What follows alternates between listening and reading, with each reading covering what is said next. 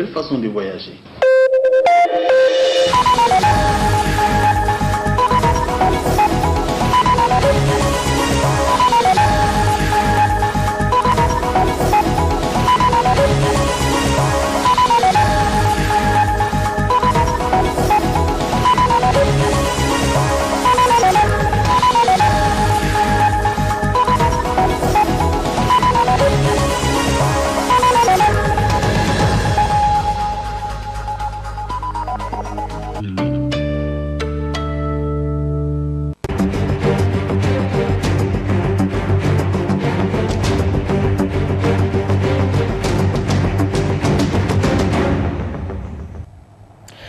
Ravi de vous retrouver sur le plateau du Miroir de la Femme. Messieurs, dames, bonsoir et bienvenue à cette édition d'information consacrée à l'actualité ayant marqué la semaine.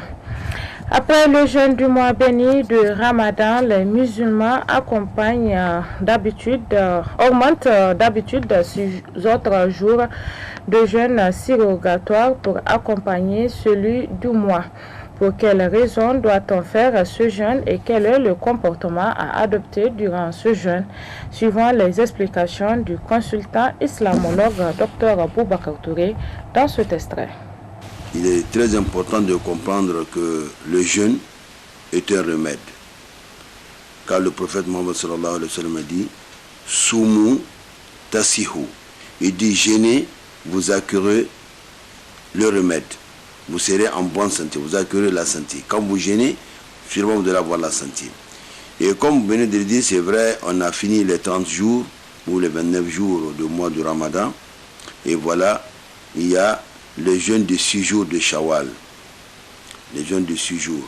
Le prophète, notre prophète Mohammed sallallahu alayhi wa sallam dit « Man sama ramadana summa watba'ahu sittan min Shawwal kana kasiyam al-dahr » Notre prophète Mohammed nous a fait savoir que quiconque jeûne le mois du Ramadan, il jeûne le mois du Ramadan en totalité, et le fait suivre avec 6 jours de mois de Shawwal, c'est comme s'il a jeûné toute l'éternité.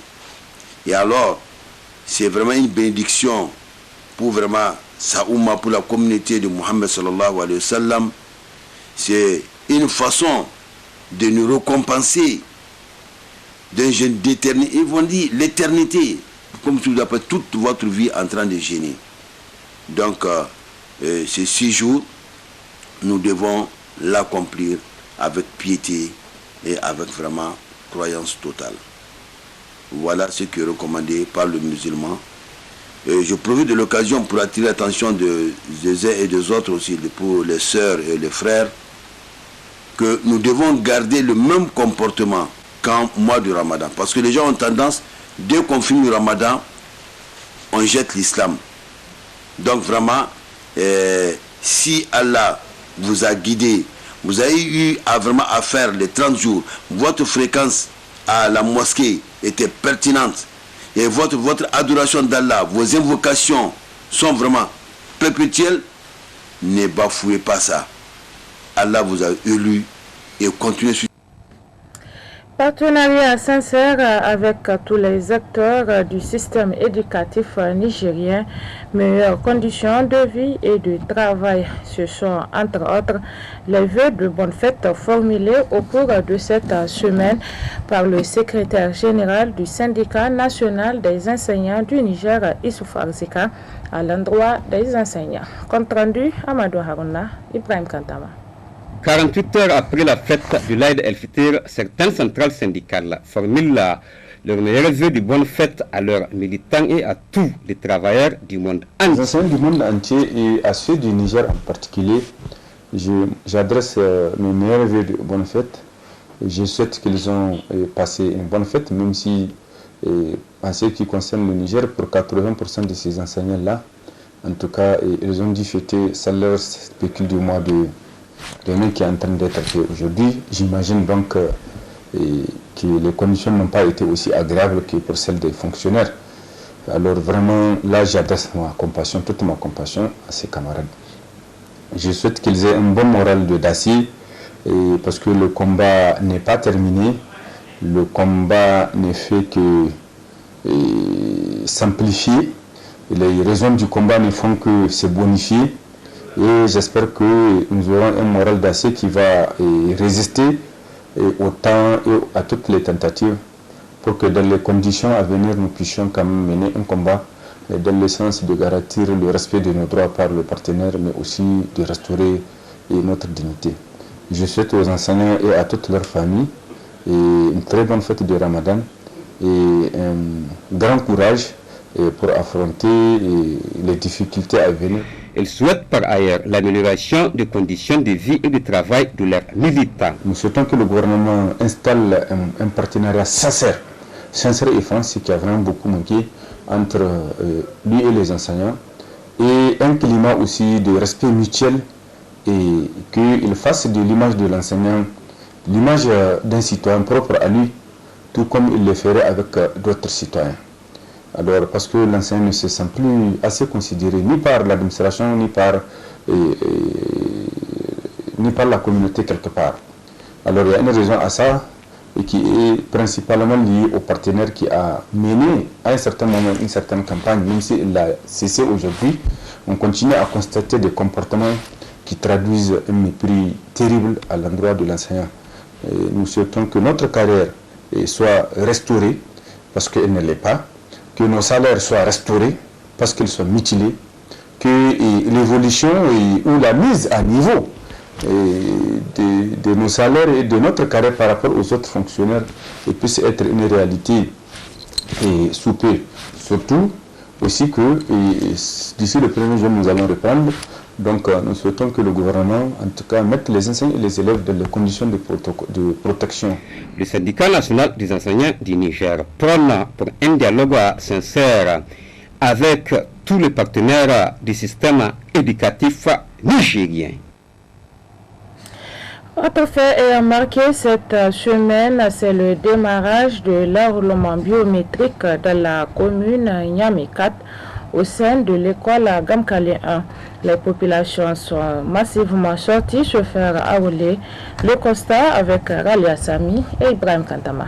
Après un temps de suspension des opérations dans la capitale Niamey pour cause de la maladie à coronavirus qui s'y est déclenchée, l'enregistrement des électeurs ou enrôlement biométrique a repris ce jour 25 mai 2020 avec la commune Niamey 4.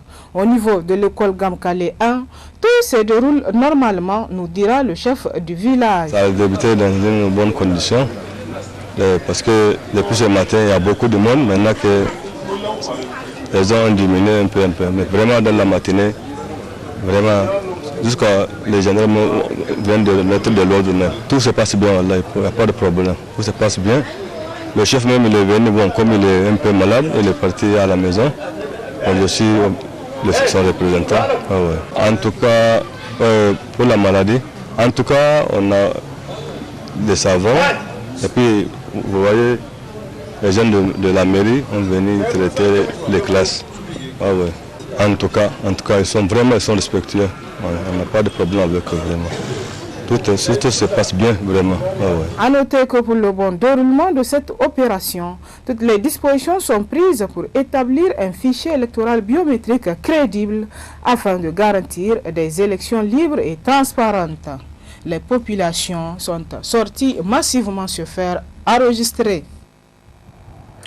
L'enrôlement électoral biométrique se poursuit également dans la commune Niamey 5, même si à cette deuxième journée de son démarrage dans cette commune, il y a moins d'engouement au niveau du centre.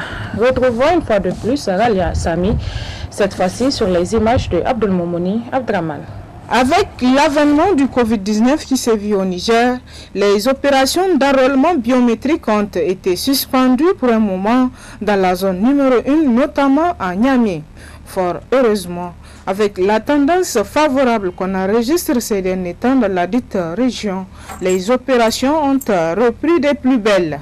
C'est le cas ici à la commune 5, où tout se déroule comme prévu. Bon, le processus a été plutôt facile. Et il n'y a pas eu de désagrément en ce qui me concerne. Je me suis présenté tout d'abord pour l'enregistrement de mon nom. Ensuite, suivi la queue comme tout le monde pour ensuite le remplissage de la fiche plutôt. Ensuite, je me suis dirigé vers les salles pour l'enrôlement biométrique proprement dit. Pour nous, les étudiants, c'est un devoir civique d'abord, l'enrôlement, et puis ça a aussi des avantages concernant la carte d'électeur.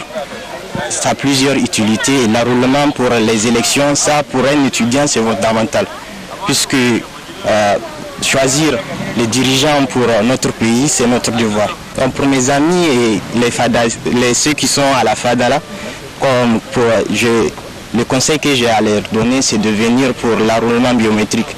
Ne serait-ce qu'une seule fois dans leur vie, dire qu'ils ont décidé, plutôt qu'ils ont contribué au progrès de notre pays. Ainsi donc, les opérateurs de cette série d'enrôlement biométrique s'y mettent à pied d'œuvre afin de pouvoir finaliser à temps le fichier électoral biométrique qui servira pour les élections générales de 2020-2021.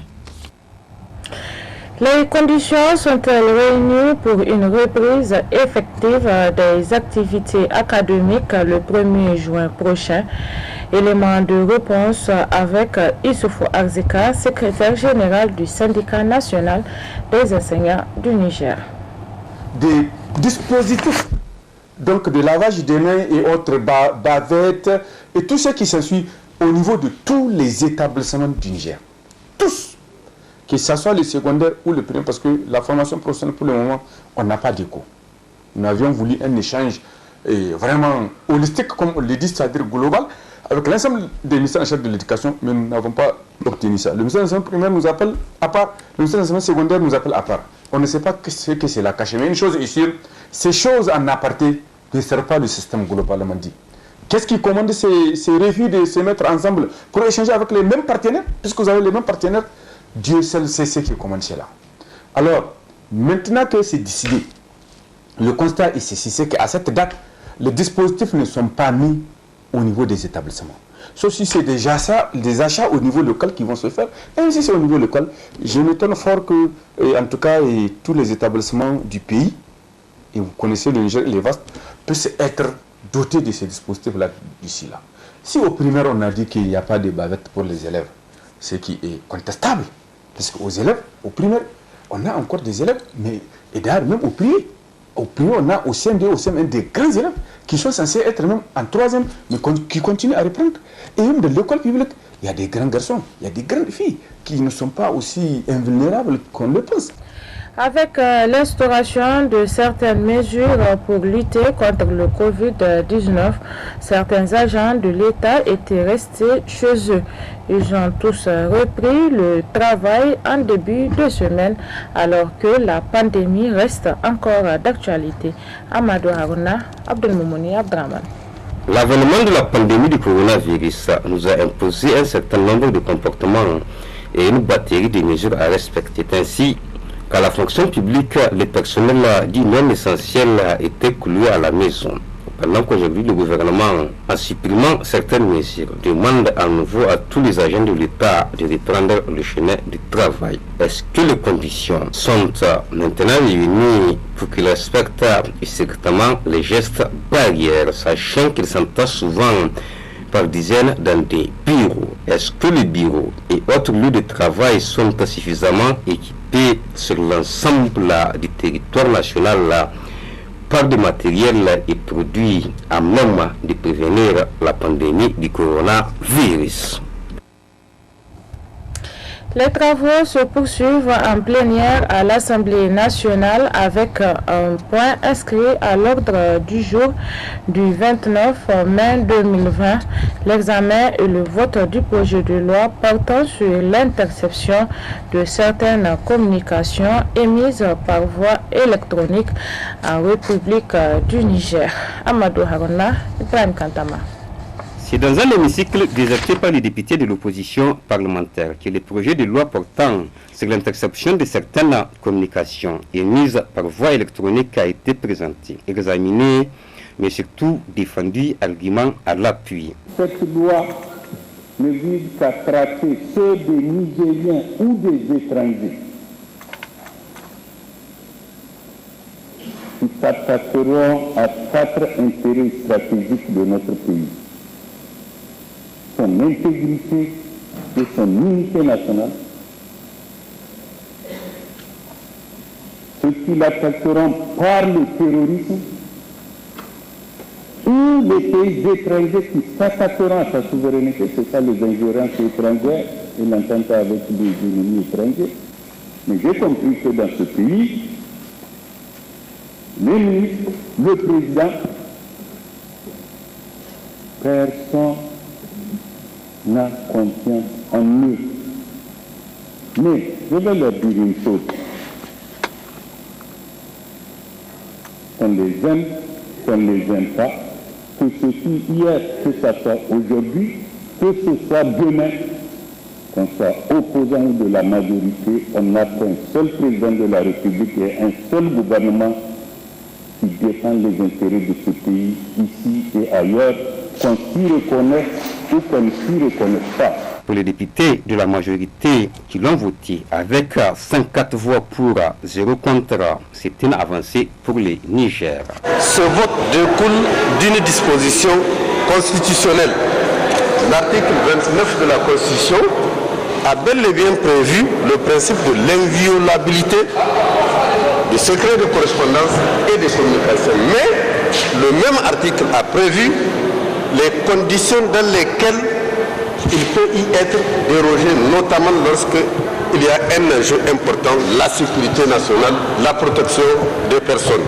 C'est dans ce sens donc que le gouvernement a initié ce projet de loi et l'a soumis à la sanction des représentants de la nation.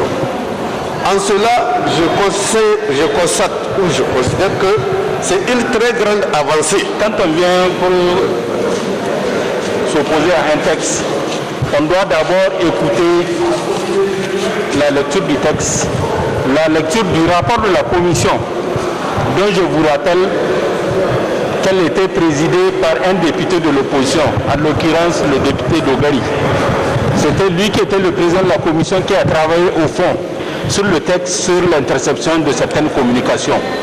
Et il y avait d'autres aussi députés de l'opposition qui étaient dans la commission et on a travaillé, cette commission a travaillé vraiment dans les bonnes dispositions jusqu'à faire son rapport, jusqu'à ce que le rapport soit signé par le député président de la commission, en l'occurrence le député Dogari.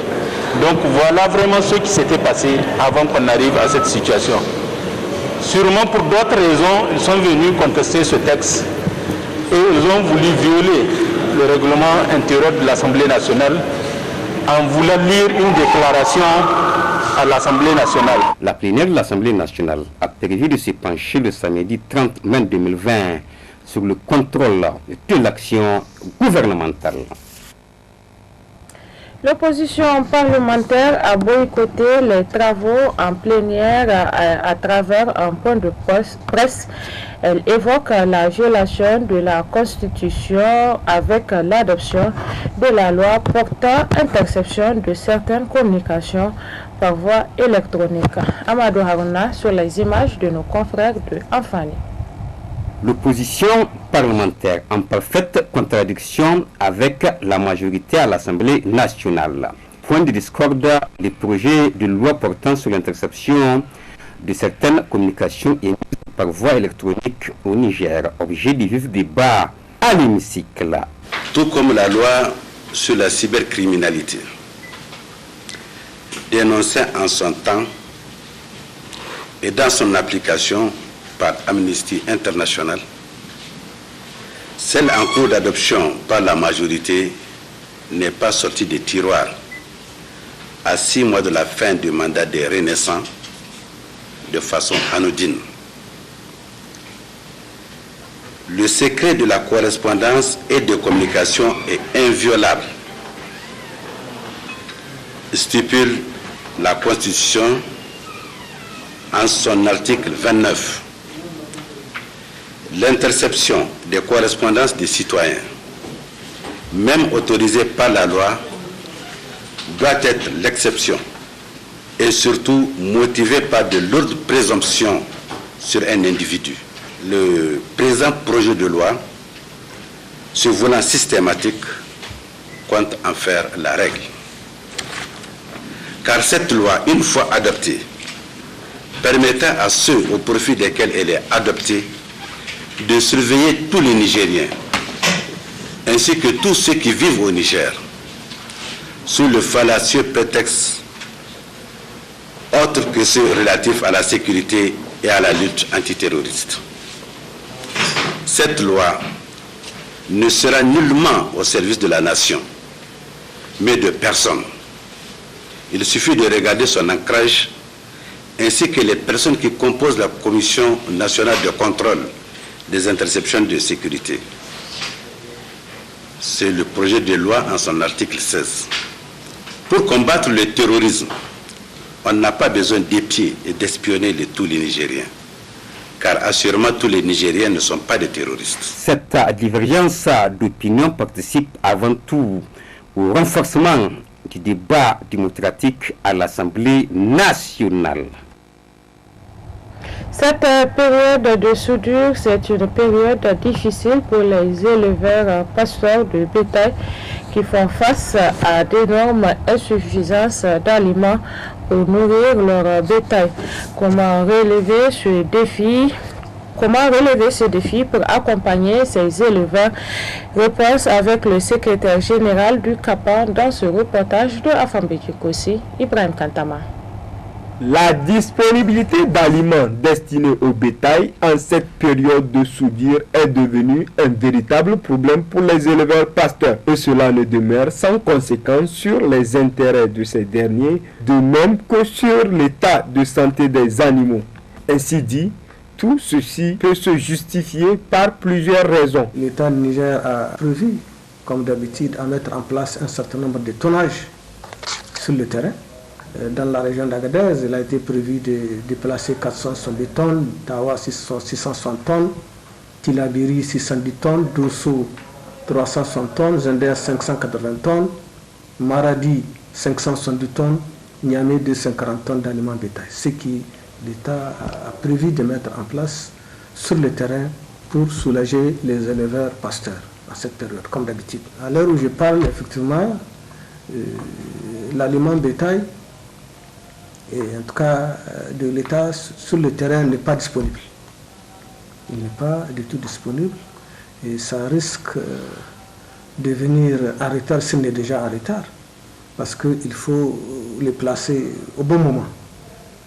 Au bon moment, et pour que les éleveurs pasteurs, en tout cas, y profitent. Malgré un certain nombre de mesures prises pour solutionner le problème, il reste encore à faire en ce début de campagne agricole qui s'annonce. De plus, restreignant les espaces et passages des pâturages animaliers en raison des champs. Il y a cette question d'insécurité transfrontalière qui nous est imposée par des bandes criminelles. Il y a cette question de Covid-19. Il y a cette question de déficit fourrager que nous avons reçu. Donc, ces trois effets conjugués font en sorte que, effectivement, les éleveurs sont vulnérables. L'autre aspect, c'est par rapport à la politique de la caïma, où un sac de blé de 50 kg coûte 10 300 francs. Alors que sur le marché, on le trouve à 8 000. Le sac de 50 kg de tourteau, selon la caïma, qui est quand même une agence ou une structure de l'État, prétend le vendre à 9 930 francs, alors que le sac de tourteau sur le marché tourne autour de 7 000, 7 500. Donc, c'est pour vous dire qu'à cette date, en tout cas, l'aliment bétail que l'État d'habitude place pour soutenir les éleveurs pasteurs vulnérables, cet aliment bétail, pour l'instant, il n'est pas sur le terrain. Par ailleurs, il est important de rappeler que des milliers de bétails à travers le Niger sont en condition de sous-alimentation, ce qui pourra même être source de maladies et baisse excessive de prix sur le marché. Constater de visu l'état d'avancement des travaux de la route Gamkale-Garimala, tel est l'objectif de ce déplacement du ministre de l'équipement Kadi Abdoulaye, accompagné par le président de la délégation spéciale de la ville de Niamey, Mokhtar Mamoudou, Compte rendu Amadou Harouna, Ibrahim Kantama. Pour l'aménagement du bitumage de la route longue de 6,4 étalée sur 2 voies sont à un taux d'exécution de 34%. En effet, je viens voir la construction de cette route-là parce qu'en réalité, ça fait partie du réseau national, c'est une route nationale. Donc, qui est en train d'être réalisée dans le cadre de Niamey-Yaya avec un financement propre de la ville de Niamey. Donc c'est à encourager. J'ai vu que Niamey n'a pas attendu qu'on fasse recours à l'équipement dans le cadre du budget national ou des investissements extérieurs pour faire ça. Mais j'aurais voulu qu'ils aillent un peu plus loin jusqu'à Kolo. Mais ne vous en faites pas, je l'affirme pour les populations qui vont jusqu'à Kolo, qu'en réalité on va assurer la prolongation de cette route-là pour l'achever dans un avenir très proche. Cette route est entièrement financée par la ville de Niamey. Ce travail remarquable de transformation de notre capitale et grâce à cet ensemble, à cette dynamique est impulsée par le président de la République qui a pris un engagement de faire de la ville de Niamey une ville coquette, une ville Niala. Et le projet aujourd'hui actuel rentre dans le cadre de cette volonté exprimée au haut niveau d'apporter des solutions quant à l'amélioration du cadre de vie des populations de Niamey. Et plus particulièrement, Gamkale Saga souffrait depuis très longtemps de la qualité de la mobilité, des difficultés qui se posent au regard donc de la situation, au regard de l'état de cette voirie. Et aujourd'hui, nous voilà donc en plein travaux et bientôt, dans quelques mois, cela ne sera qu'un vieux souvenir pour ces populations qui sont aujourd'hui heureuses donc de ce projet. Et ils l'ont dit pendant les visites que, en tout cas, nous menons sur le terrain.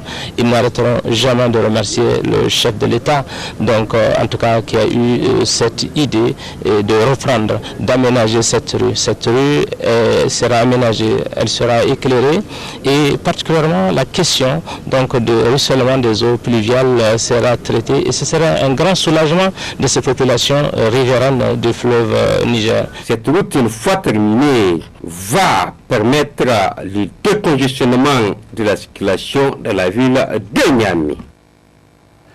Et c'est sur cette visite du ministre de l'Équipement que se referme cette rétroactualité de la semaine. Merci à vous de l'avoir suivi. Passez d'excellents moments en compagnie de nos programmes et surtout bon début de semaine. Au revoir. Ce journal vous a été offert par STM Ténéré Transport Voyageurs. STM, une nouvelle façon de voyager.